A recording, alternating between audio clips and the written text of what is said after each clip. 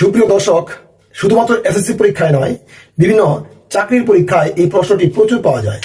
দেখুন, ও কেন্দ্র বিশিষ্ট বৃত্তে এক্স এর মান কত? এখানে অপশন আছে, এখানে একটি বৃত্ত দিয়েছে। দেখুন, এই যে এক্সটা বলছে, এই এক্স এর মান নির্ণয় করতে বলছে। দেখুন, এখানে আমাদের কেন্দ্রস্থ কোণটা কত বলা আছে? 108 ডিগ্রি। এটাকে বলা হয় কেন্দ্রস্থ কোণ, এটাকে বলা হয় বৃত্তস্থ কোণ। আমরা বৃত্তস্থ কোণ এবং কেন্দ্রস্থ কোণের মধ্যে যে সম্পর্কটা জানি সেটা হচ্ছে কেন্দ্রস্থ কোণ বৃত্তস্থ কোণের দ্বিগুণ। তার মানে এটাকে 2 দ্বারা গুণ করলে এটা হবে। ক্লিয়ার? এখন এখানে আছে 108 ডিগ্রি, তাহলে এটা হবে কত? 54 ডিগ্রি। তাহলে 54 ডিগ্রি হবে আমাদের এটা। দেখুন, এই কোণ এবং এই কোণ এটা কিন্তু বৃত্তের অন্তর্লিখিত চতুর্ভুজ। বৃত্তের অন্তর্লিখিত চতুর্ভুজের বিপরীত কোণের সমষ্টি 180 ডিগ্রি। তাহলে এই কোণ এবং এই কোণ মিলে কত হবে? 180 ডিগ্রি যোগ এক্স সমান সমান কত হবে?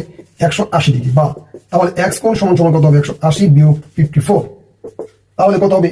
126, অর্থাৎ ক নাম্বার। আশা করি সবাই বুঝতে পেরেছেন। ধন্যবাদ।